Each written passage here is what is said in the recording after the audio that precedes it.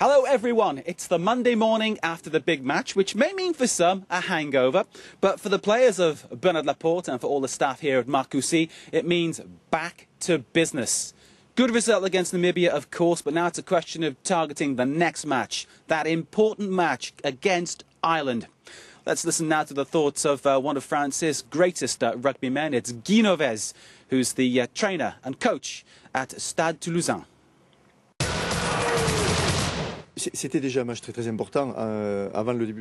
Even before the World Cup got underway, it was an important game, as everybody knew that Ireland were among the favourites from this group to make the quarter-finals.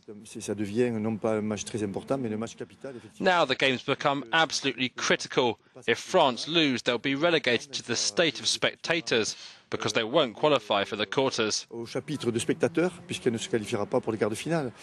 What do you think of the World Cup so far? It's great to have the competition here in France, and a magical moment for us French.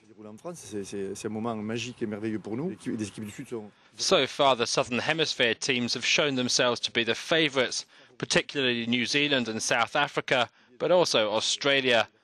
The three have really raised their games more than ever to take the cup back to the south. Yes, Guy Novès there, who is, of course, the trainer of Stade Toulousain. He, of course, is tipped to take over from Bernard Laporte, who leaves the French national job after this tournament. Another name in the frame is that of Fabien Galtier. He is, of course, the trainer and coach of the French champions, Stade Francais. Let's listen to his thoughts now. He says the match against the Irish is of capital importance.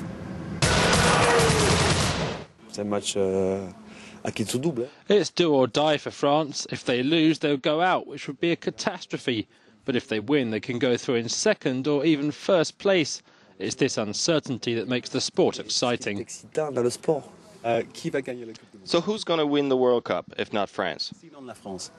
The All Blacks or the South Africans. Why?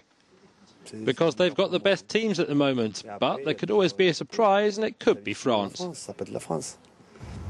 Now then, let's find out all about the Irish. They've got a fairly relaxed attitude, it seems. They spend a really lovely day on board a boat near to their headquarters in Bordeaux. So, good time for us to sort of take a bit of air, have a look around, enjoy talking to them and find out their thoughts about the big game coming up. The only ship moored on this dock in central Bordeaux is an Irish patrol boat. It's here to bring moral support to the Ireland rugby team ahead of its major clash with France.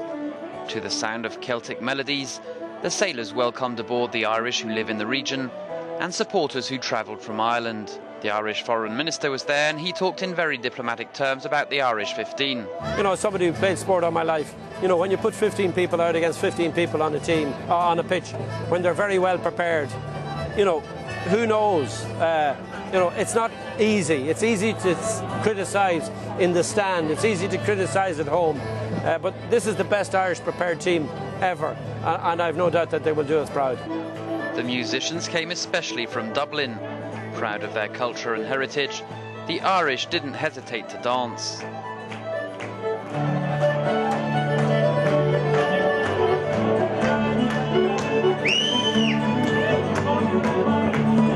The older generation helped the younger one to learn the rhythms. That was an Irish reel, a traditional Irish dance that I haven't done for about 15 years since Irish school, but it's a lot more tiring than I remember. I'm from Barcelona and it was my first time, so I never danced that before, and it was good fun and good exercise. In Ireland, rugby and partying are forever linked. For the players, it's once the game is over, but for the supporters, it starts before the match with the ritual drinking of Guinness. As every Irish fan is, we're always in search of a good pint of Guinness, and there's a very good pint of Guinness here tonight, so we're very impressed with the Guinness. Yeah, well, we've heard that they've flown in the Guinness directly from Dublin here, so that was really the main reason we came here, and you know, it's to our satisfaction. The ship's next mission will be to patrol certain areas of the Atlantic Ocean, but thanks to satellite television, the sailors will be able to follow all of the Irish team's games, especially the one against France. Finally, here I am behind the gates at Marcoussis, which some people call Marcatraz because it's such an isolated place. All the same, though, it's a top-class training establishment for the French national team. Don't forget, of course, our special rugby blog, which you'll find on our website, which is France24, France24.com. That's .com if you're English. And as for me, perhaps it's time for me to do a little bit of training too. See you tomorrow.